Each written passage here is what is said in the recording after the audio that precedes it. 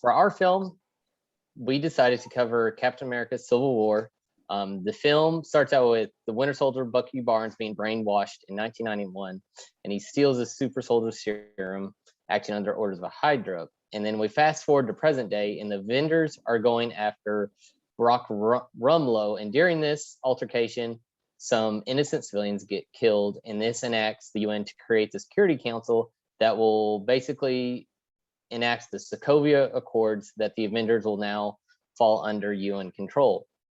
And this creates a theme for the rest of the movie in which Tony Stark and Steve Rogers, which are Iron Man and Captain America, are basically struggling amongst what should happen with the Avengers as a whole, because Tony Stark is okay with the regulation and Steve Rogers is not. And so this basically creates a theme, and throughout the rest of the film, basically it has the Avengers two sides.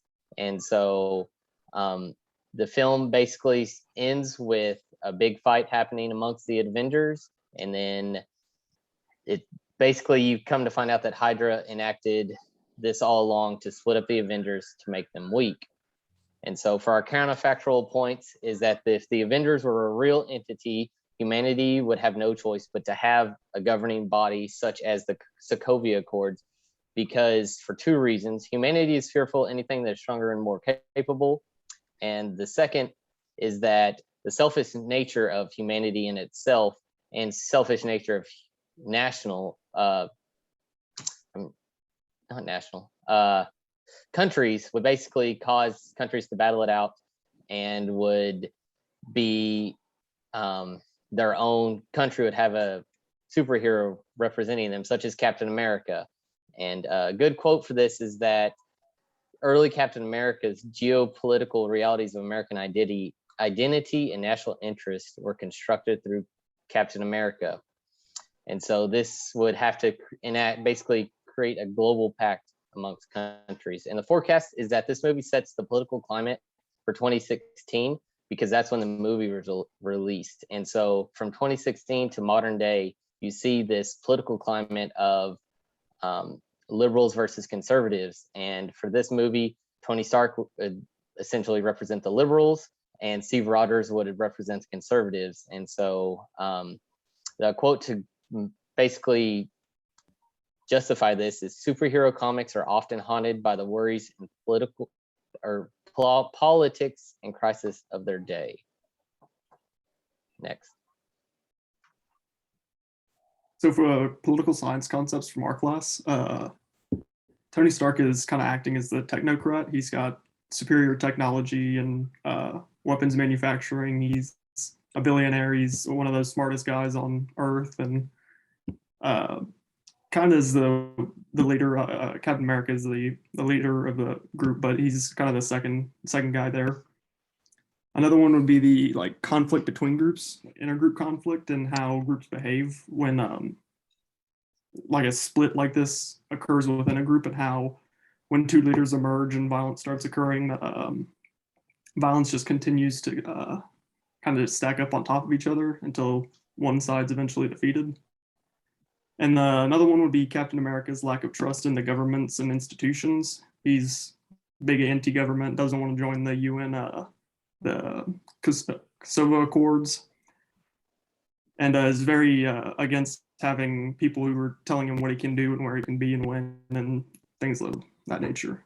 For political concepts from other classes, would be from a international relations spectrum, would be the 117 countries that signed a unilateral agreement to kind of stop and maintain more of the Avengers Initiative, and kind of get them a little bit more of a watchful eye, put some more bureaucracy behind it to ensure the safety of people after the loss of life in, I think it was Moldova. And then another one from another class would be like Travis was saying to his point, the difference between realist and liberalist perspectives.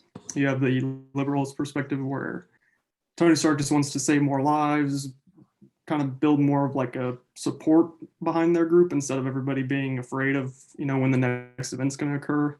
And then from Steve Rogers' more realist point of view is that the Earth is just it's all based off of human assumption or the human assumption that people are just violent in nature, and that's what's always going to propel them. So, you can go ahead, Tommy.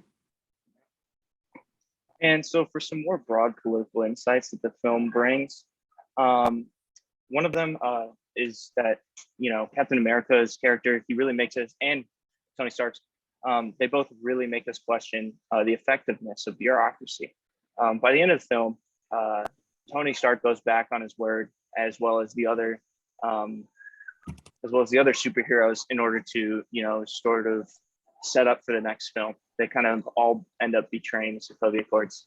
And, it makes us question, well, what if we're supposed to do something like that? What if we have the power to do something and we can't? Captain America has a great quote when he first reads the Sokovia Accords. He says, what if we want to go and fight, or we have to go and fight, and they don't let us? And another is, what if they make us go fight when we don't want to? This is kind of leading back to a social contract that we have with our governments. We give up some freedoms in order to have more overall safety and peace. And the question is, do we have that? The film kind of makes us question that. And why should this movie be on our watch list? Well, this movie is sort of the essence of politics. The directors are quoted in saying that by the end of the film, they want it to be really tough to pick a side. And if you are really set on a side, they want you to be in the theater with somebody who saw it a different way. The entire purpose of the film is to make us question which side we should be on. And the entire film, you're supposed to be guided by your moral compass. And that is honestly the essence of politics and political science classes.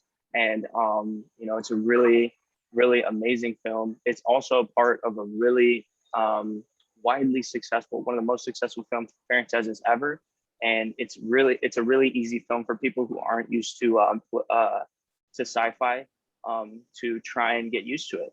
And it's a really good introductory sci-fi film for people. And it was a great watch. We all agree on that. So yeah, it should be on there. So here's our We're Excited. And thanks for listening.